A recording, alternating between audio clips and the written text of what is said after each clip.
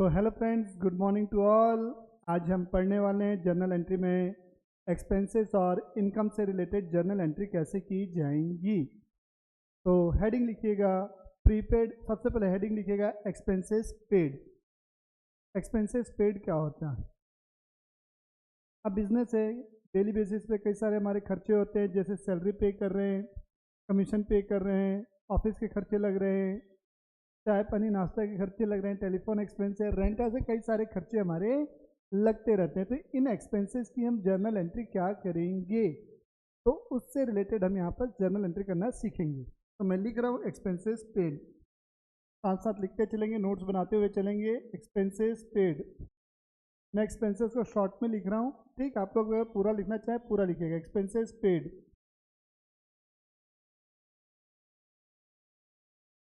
तो expenses paid हो रहा है तो हमेशा आपकी पॉकेट से, ये पेड हो रहे हैं मतलब पॉकेट से पैसा तो जाएगा, चाहे आप बैंक के माध्यम से दो चाहे कैश दो। तो अगर आप चेक से पेमेंट कर रहे हो, आरटीजीएस कर रहे हो, गूगल पे कर रहे हो, एनईएफटी कर रहे हो, कुछ भी कर रहे हो, तो अगर आपका उसमें बैंक इन्वॉल्व है तो बैंक लिखोगे, अगर नकदी में कर रहे हो तो कैश। तो जब भी आप एक्सपेंस पेड करोगे तो सबसे पहला काम हमारा जो होता है step 1, identify the items involve in the transaction. हमारे दो आइटम इन्वॉल्व है। पहला तो आपका आ जाएगा name of expense, name of expense, ठीक है।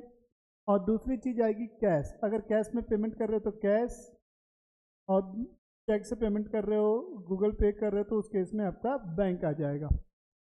Step 1 complete. Name of expense मतलब ये कौन सा अकाउंट हुआ हमारा? नॉमिनल अकाउंट हुआ, nominal account.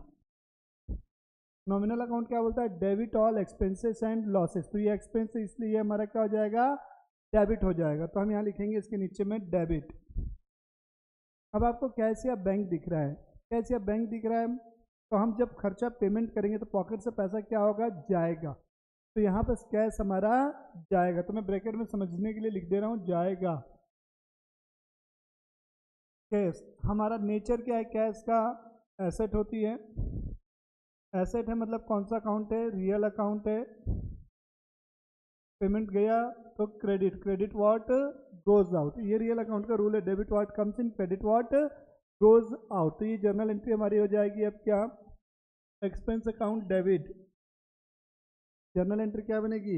Expense account debit. जो भी खर्चा है उसका नाम आएगा, जैसे सैलरी पे किया तो salary account debit, travelling expense है तो ट्रेवलिंग एक्सपेंस, टेलीफोन एक्सपेंस है तो टेलीफोन एक्सपेंस, जो भी खर्चा है उसका नाम। तो यहाँ पर लिखेंगे expense account debit, expense account debit, bracket में लिख देना name of expense, name of expense, to cash या bank, to cash oblique bank. अगर चेक से पेमेंट किया हो तो बैंक, ठीक है, कैश या बैंक अकाउंट। ये आपकी जर्नल एंट्री हो गई। अब मैंने आपको बताया था एक्सपेंस हमारे दो टाइप के होते हैं। फर्स्ट होता है प्रीपेड एक्सपेंस और दूसरा होता है आउटस्टैंडिंग एक्सपेंस। तो प्रीपेड एक्सपेंस का मतलब बताया था जो खर्चा हमने एडवांस पे कर दिया है आने वाले समय के लिए, वो प्रीपेड एक्सपेंस है। और आउटस्टैंडिंग मतलब जिनकी पेमेंट करनी बची हुई, हमने सर्विस ले ली बट पेमेंट नहीं की है, तो वो दोनों एंट्री हमारी क्या होंगी। तो हेडिंग लिख रहा हूँ मैं प्रीपेड एक्सपेंस, प्रीपेड एक्सपेंस। मैं इसकी जर्नल एंट्री डायरेक्ट आपको बता रहा हूँ क्योंकि ये हमारी एडजस्टमेंट एंट्री है। जब मैं आपको फाइनल अकाउंट पढ़ाऊँगा तो वहाँ पर इन दोनों एंट्री का आपको मैं क्या बताऊँगा? लॉजिक समझाऊँगा। अभी समझाऊँगा थोड़ा सा कन्फ्यूज़न होगा, बिकॉज मैंने अभी आपको अक्रूवल सिस्टम नहीं पढ़ाया है, क्या होता है कैश बेसिस, क्या होता है अक्रूवल बेसिस, क्या होता है, ये टॉपिक अभी मैंने आपको कवर नहीं किया है।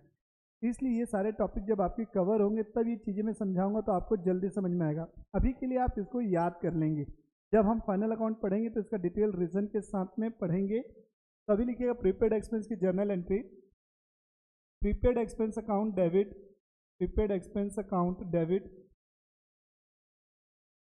To expense account, to expense account.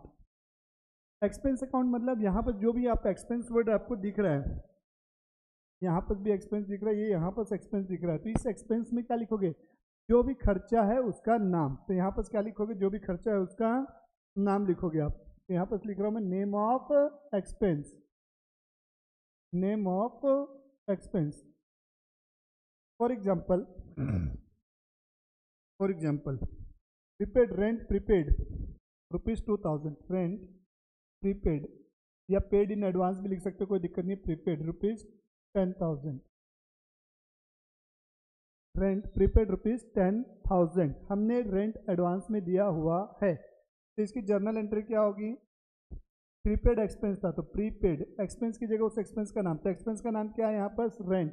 तो prepaid rent account debit to rent account,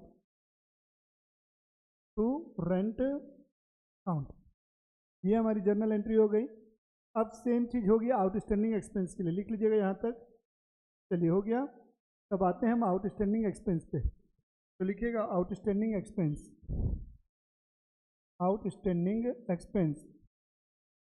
ये दोनों एडजस्टमेंट एंट्री हैं, इनको याद रखना है, मैंने बोला है, ठीक है। आउटस्टैंडिंग एक्सपेंस मतलब मैंने जस्ट अभी बताया जिनकी पेमेंट करना बचा हुआ है।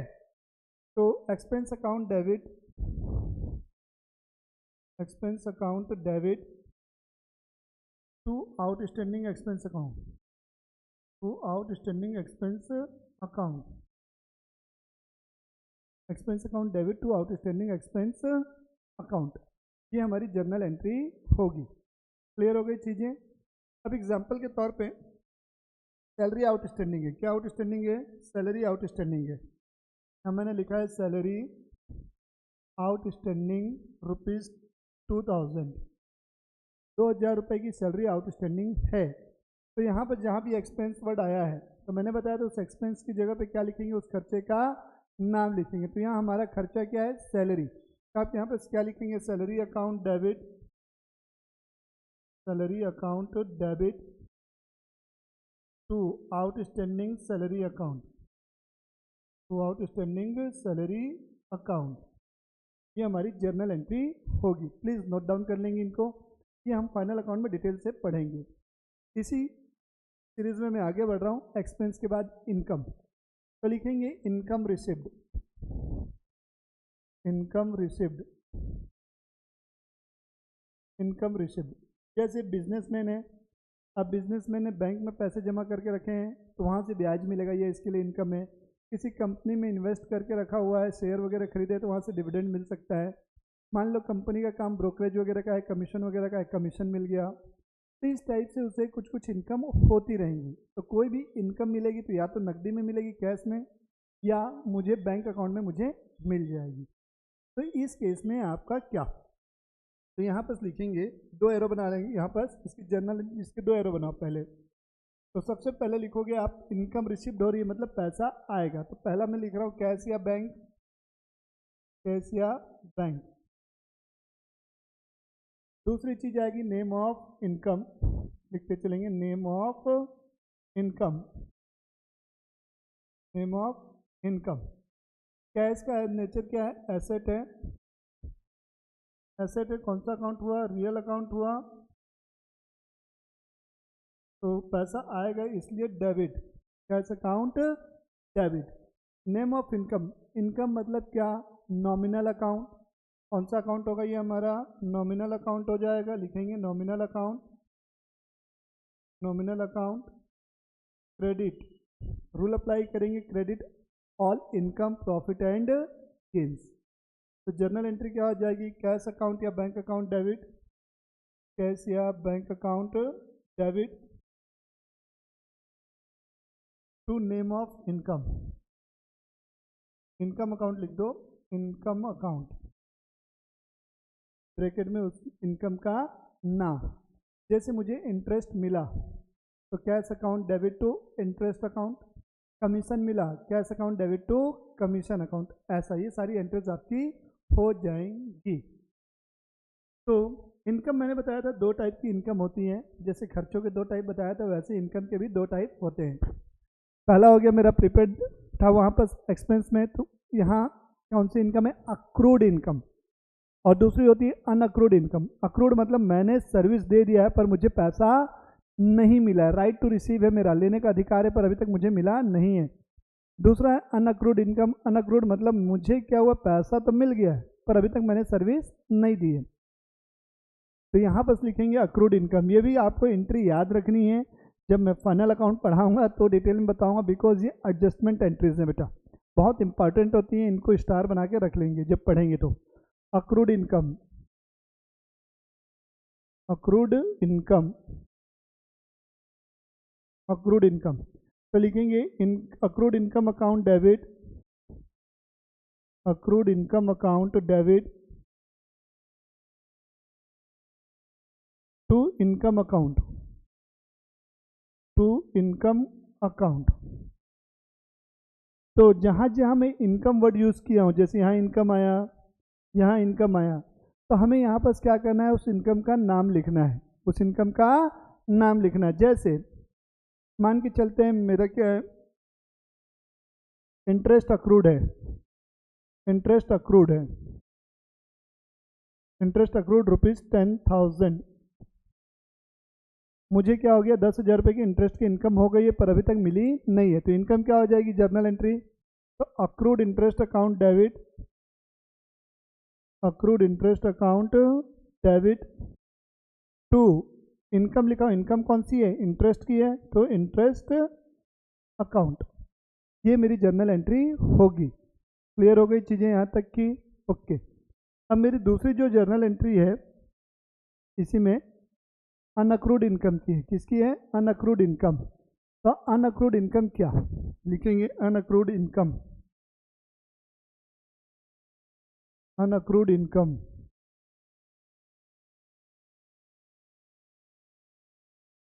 अनअक्रूड इनकम। तो अनअक्रूड इनकम मेरी क्या होती है, दो टाइप, इसमें क्या होगा, इसकी जर्नल एंट्री। अनअक्रूड का मतलब मैंने क्या बताया था, सर्विस दे चुका हूँ कि ले चुका हूँ, सर्विस हमको देना बचा है, अभी पैसे ले लिया हूँ एडवांस में, पर पैसे लेने के बाद भी मैंने अभी तक सर्विस कंप्लीट नहीं की है। तो अनअक्रूड इनकम की एंट्री जो है जस्ट इसकी अपोजिट हो जाएगी, income account debit, income account debit to unaccrued income account, to unaccrued income account. तो यहाँ जहाँ जहाँ मैं इनकम वर्ड यूज़ कर रहा हूँ वहाँ पर उस इनकम का नाम, और कुछ भी नहीं है। तो ये हमारी 6 जर्नल एंट्री हो गई। अब इनमें इंपॉर्टेंट क्या है, लिखेगा एक इंपॉर्टेंट नोट, ये बहुत इंपॉर्टेंट है, ध्यान दीजिएगा, इंपॉर्टेंट नोट, इंपॉर्टेंट नोट समझिएगा क्या है। जब भी आपको कोई इनकम मिलती है या जब भी कोई आप खर्चे पेमेंट करते हैं, तो उस केस में नेम ऑफ पर्सन इररिलेवेंट होता है। लिख लो, जब भी कोई इनकम रिसीव होती है या कोई खर्चे की या कोई एक्सपेंस की पेमेंट होती है, तो उस केस में नेम ऑफ पर्सन इररिलेवेंट होता है। कैसे, समझिएगा, समझा रहा हूँ, समझिएगा। जैसे मैंने लिखा salary paid, salary paid to Ram ₹2,000। आपका यहाँ पर मेन चीज़ क्या है, आपने सैलरी पे की, वो इम्पोर्टेंट है, ये इम्पोर्टेंट नहीं है कि आपने पैसा किसको दिया, खर्चे से मतलब है, खर्चा किस चीज़ का है, सैलरी का है, तो मुझे और किसी चीज़ से कोई लेना देना नहीं होगा यहाँ पास। तो राम इज इररिलेवेंट, तो यहाँ पास क्या हुआ, सैलरी पेड, और पेड हो रहा है मतलब पैसा गया है, कोई उधारी में तो होगा नहीं पेमेंट, इसलिए salary account debit, salary account debit, और पॉकेट से पैसा गया इसलिए टू कैश अकाउंट। तो ये जो नेम ऑफ पर्सन है इससे हमें कोई लेना देना नहीं होगा। जैसे next, interest received, interest received from Mohan, from Mohan,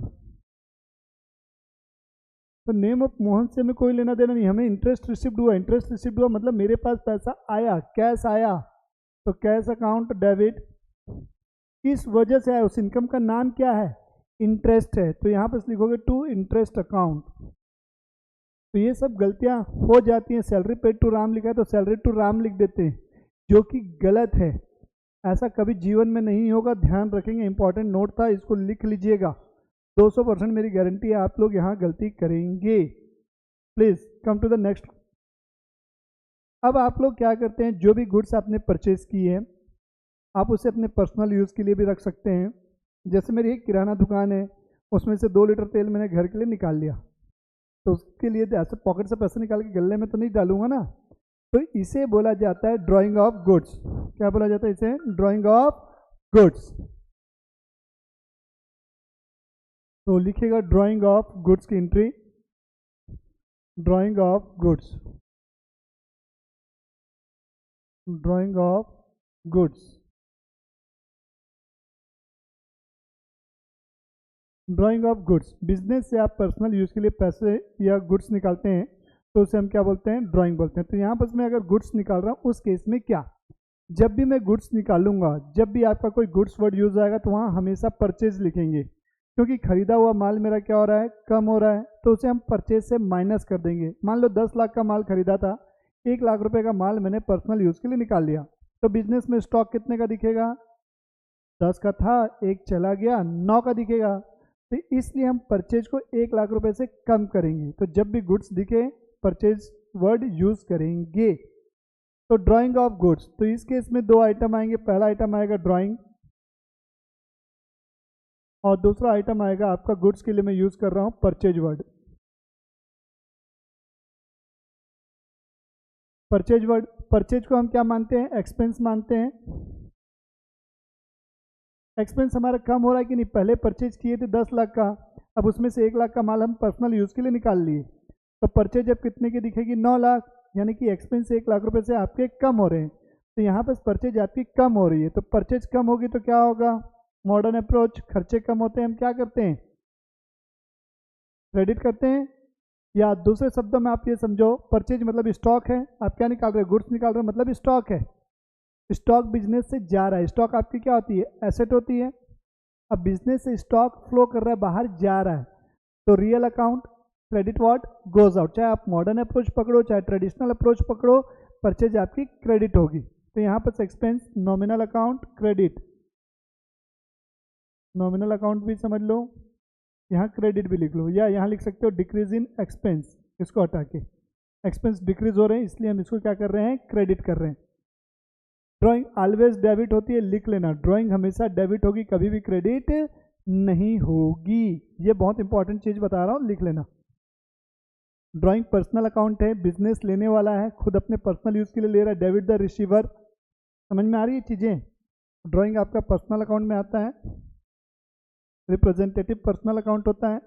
अब बिजनेस से मैं गुड्स अपने पास ले रहा हूँ तो रिसीवर बन रहा हूँ ना गुड्स का, इसलिए। ठीक, अब टाइम टू टाइम हम क्या करते हैं? अपने गुड्स को एडवर्टीजमेंट के लिए दे देते हैं, सैंपल में बांटते हैं ताकि प्रमोट हो, मार्केटिंग हो। तो हम गुड्स को अगर सैंपल के रूप में डिस्ट्रीब्यूट कर रहे हैं उस केस में क्या, तो लिखिए goods given as free sample, goods given for advertisement, for advertisement और फ्री सैंपल, और free sample, free sample, free sample. अगर आप अपने गुड्स को मार्केटिंग के लिए क्या कर रहे हो? नमूने के रूप में, ये यार यूज़ करके देखो, पसंद आए तो लेना। आप मार्केटिंग करते हैं ना, डोर टू डोर जाके करते हैं आप, जो रिटेल शॉप होती है उनको कुछ स्पेसिमेन कॉपीज़ वगैरह दे के आते हैं, जैसे बुक है तो सर आप इनको देखिएगा, आपको अच्छे लगे तो प्रमोट कीजिएगा। तो ये, तो उस केस में क्या, एडवर्टीजमेंट कर रहे हो आप, अपने गुड्स का फ्री सैंपल के रूप में बांट रहे हो, तो पहला आइटम आएगा एडवर्टीजमेंट, एडवर्टीजमेंट। और दूसरी चीज आप क्या कर रहे हो? गुड्स बांट रहे हो, तो दूसरा आइटम क्या आएगा? परचेज। दूसरा आइटम क्या आएगा? परचेज आएगा। तो गुड्स आपकी कम हो रही है तो परचेज कम होगी, अभी जस्ट रीजन बताया, परचेज कम हो रही है तो इसलिए क्रेडिट करेंगे। और एडवर्टीजमेंट क्या हुआ? एक्सपेंस है। एडवर्टीजमेंट क्या हुआ आपका? एक्सपेंस है। नेचर क्या लिखोगे? एक्सपेंस। कौन सा account? Nominal account.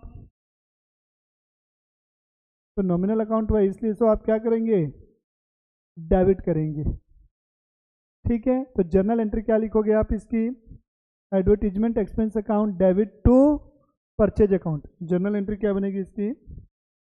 Advertisement expense account debit, advertisement expense account debit to, advertisement expense account debit to क्या? Purchase account, to purchase account. ये मेरी जर्नल एंट्री बन जाएगी, लिख लो। नेक्स्ट लिखेंगे goods given in free sample के बाद गुड्स गिवन इन चैरिटी और डोनेशन। लिखिएगा goods given in free sample के बाद लिखिएगा डोनेशन, गुड्स गिवन इन डोनेशन। फ्री सैंपल तो हो गया, डोनेशन और चैरिटी।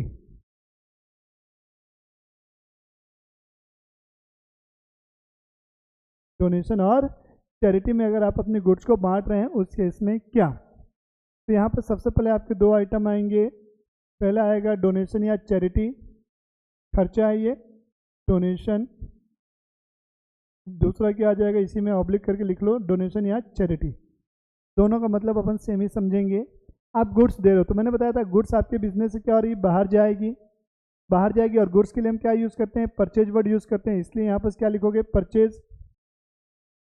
तो मैंने बताया था आपका परचेज क्यों क्रेडिट हो रहा है पिछले क्वेश्चन में भी, इसलिए मैं डायरेक्ट यहाँ लिख रहा हूँ क्रेडिट। और ये क्या हो गया मेरे? एक्सपेंस, नॉमिनल अकाउंट, और ये डेबिट हो जाएगा। तो जर्नल एंट्री क्या बनेगी? डोनेशन या charity account debit to purchase account. लिख लो, डोनेशन या चैरिटी अकाउंट डेबिट, डोनेशन और चैरिटी अकाउंट डेबिट, डोनेशन और charity account debit to purchase account. तो ये जितनी भी एंट्रीज हमने पढ़ी, ड्राइंग ऑफ गुड्स, परचेज, ठीक है, डोनेशन में आपने दिया, तो इस केस में एडवर्टीजमेंट में दिया, तो ये चीज़ों की सारी एंट्री कॉस्ट प्राइस पे होगी। किस पे होगी? कॉस्ट प्राइस पे। लिख लेना, in all the above cases, लिख लो नोट डाल के, in all of the above cases purchase account will be recorded at cost price, at cost price। मान लो कॉस्ट प्राइस आपका है 100 रुपये, सेलिंग प्राइस है आपका कितने रुपए? 125 रुपये। तो जो भी इस केसेस में जर्नल एंट्री होगी वो कितने रुपए से होगी? 100 रुपये से होगी, कॉस्ट प्राइस से। कभी भी सेलिंग प्राइस से एंट्री नहीं होगी, क्योंकि यार मेरे लिए कर रहा हूँ मैं, तो बिजनेस को तो उसकी कॉस्टिंग पता है ना कितने रुपये। जब हम किसी और के लिए करते हैं तब उस केस में हम सेलिंग प्राइस से करते हैं एंट्री, क्योंकि हमको प्रॉफिट कमाना होता है। अब मैं अपने आप से प्रॉफिट थोड़ी ना कमाऊंगा, इसलिए ये सारी चीज़ें किस में होती हैं? कॉस्ट प्राइस पे होती हैं। क्लियर हो गई चीज़ें? ठीक। अब एक most important journal entry, goods lost by fire और थेफ्ट।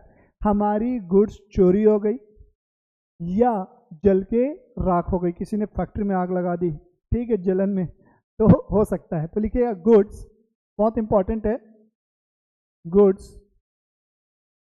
लॉस्ट बाय थेफ्ट और फायर, थेफ्ट और फायर। तो इसकी जर्नल एंट्री क्या होगी? ये तो लॉस है, और दूसरी चीज़ क्या है? परचेज है। परचेज तो क्रेडिट होनी है। क्यों क्रेडिट होनी है मैंने बता दिया, हमारे पास से माल जाएगा, जा रही है गुड्स, ठीक है, परचेज क्रेडिट कर देना है। लॉस नॉमिनल अकाउंट है, नॉमिनल अकाउंट। नॉमिनल अकाउंट क्या बोलता है? Debit all expenses and losses. तो ये हमारा डेबिट हो गया।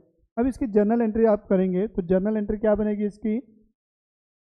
लॉस बाय थेफ्ट और fire account debit, loss by, लिखते चलेंगे, लॉस बाय थेफ्ट और फायर अकाउंट डेबिट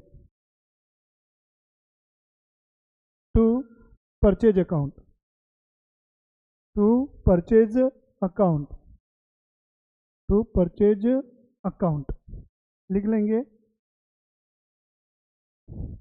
तो ये जो जर्नल एंट्री है ये भी आपकी क्या होगी? कॉस्ट प्राइस से रिकॉर्ड की जाएगी, सेलिंग प्राइस से रिकॉर्ड नहीं होगा, ये खास बात है।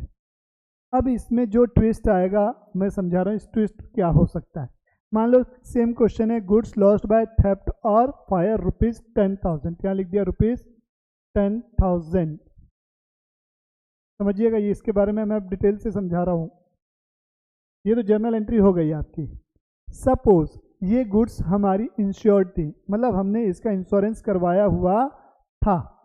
तो जब भी आप किसी चीज़ का इंश्योरेंस करवाए हैं तो इंश्योरेंस कंपनी से क्लेम मांगने जाएंगे। तो आप मान के चलते हैं इंश्योरेंस क्लेम लॉन्च कर रहे हो, तो लिखो insurance claim launched, insurance claim launched. तो आप कभी भी कम पैसा तो नहीं मांगोगे। 10,000 का नुकसान हुआ तो 10,000 ही मांगोगे कि बोलोगे भैया 9 दे दो खुद से। हम इतने बेवकूफ़ तो हैं नहीं कि कम पैसा मांगे, हम तो पूरा ही पैसा मांगेंगे। बात अलग है पूरा पैसा मिले ना मिला, इंश्योरेंस कंपनी जनरली पूरा पैसा देती भी नहीं है, ठीक है। तो हम इंश्योरेंस कंपनी से पैसा मांगेंगे। तो जो भी लॉस है उस लॉस को, जैसे यहाँ पर लॉस हुआ, ये लॉस है, इस लॉस को किसके जिम्मे ठहरा देंगे? इंश्योरेंस कंपनी को ट्रांसफ़र करेंगे। हमको पैसा किससे लेना है? इंश्योरेंस कंपनी से लेना है। तो हम क्या करेंगे, जिससे पैसा लेना है उसको हम डेबिट करेंगे, वो हमारा एसेट क्रिएट हो रहा है। तो हम इंश्योरेंस कंपनी को बोलेंगे भैया पैसा दो, और जिससे भी पैसा लेना है वो हमारा क्या बनता है? डेटर बन जाता है। समझना, डिटेल से समझा रहा हूँ। जिससे पैसा लेना है वो मेरा डेटर, और डेटर होती है मेरी एसेट, और एसेट बढ़ेगी तो मेरा वो क्या होगा? डेबिट होगा। तो हम इंश्योरेंस क्लेम जब लॉन्च करेंगे तो यहाँ पर लिखेंगे इंश्योरेंस कंपनी अकाउंट डेबिट। अब ये लॉस को हमको क्या करना पड़ेगा? डेबिट था यहाँ पर, इस लॉस को अब हम किसके हवाले कर देंगे? इंश्योरेंस कंपनी के। तो इस लॉस को हमको क्या करना है? क्लोज करना है, काटना है। तो इस डेबिट को काटने के लिए क्रेडिट किया जाता है, ऐसा नहीं कि जाके इरेज कर दिया। ऐसा अकाउंट्स में ऐसा नहीं होता है। डेबिट को क्लोज करना है तो क्रेडिट करोगे, क्रेडिट को क्लोज करना है तो डेबिट करोगे। तो इसलिए इस लॉस को हम यहाँ करेंगे, तो यहाँ लिखेंगे टू लॉस बाय थेफ्ट और fire, to loss by theft और फायर। पूरा 10,000 रुपये हम मांगने जा रहे हैं उससे, तो हमने यहाँ लिख दिया 10,000 रुपये। अब जरूरी तो है नहीं कि तुम जितना पैसा मांगो इंश्योरेंस कंपनी आपको उतना पैसा दे दे। अब हुआ क्या, आगे बढ़ते हैं इसी में। इंश्योरेंस कंपनी बोल रही है यार मैं तुमको 8,000 रुपये दे पाऊंगी, उससे ज़्यादा नहीं दे पाऊंगी। अभी ये दी नहीं है, बोल रही है कि मैं दूंगी, एक्सेप्ट कर रही है। Claim accepted, claim accepted of ₹8,000। Insurance company बोल रही है भैया तुम मांगो कितना भी हम देंगे 8,000। तो हमें मिलना कितना था? 10,000, पर मिलेगा कितना? 8,000। तो हमारा नुकसान कितने का? 2,000 का। और ये इंश्योरेंस क्लेम एक्सेप्ट हो गया, मिलेगा। तो ये हमारी एसेट है। 8,000 अभी मिला नहीं है, मिलेगा। एसेट मिलेगी तो डेबिट होगी, क्योंकि एसेट बढ़ेगी, रिसीवेबल है, आएगा तो बढ़ेगा। पैसा भी मिला नहीं है, मिल जाता तो कैश अकाउंट लिखते, पर मिला नहीं है। तो हम यहाँ लिखेंगे insurance claim receivable account debit, insurance claim receivable, insurance claim receivable account debit. कितना मिलने वाला है? 8,000 रुपये मिलने वाला है, तो ये 8,000 रुपये। 2,000 आपका क्या हो गया? नुकसान हो गया, लॉस। लॉस हुआ, नॉमिनल अकाउंट डेबिट, तो यहाँ लिखेंगे profit and loss account debit 2,000 रुपये। अब ये कौन था? गिवर था। इंश्योरेंस कंपनी कौन है? गिवर है। तो इसे आप क्या करोगे? क्लोज करोगे। तो यहाँ पर क्या लिख दोगे? To insurance company account, personal account credit the giver. तो ये देने वाली है, इन फ्यूचर देगी, तो इसलिए टू इंश्योरेंस कंपनी। कितने रुपए?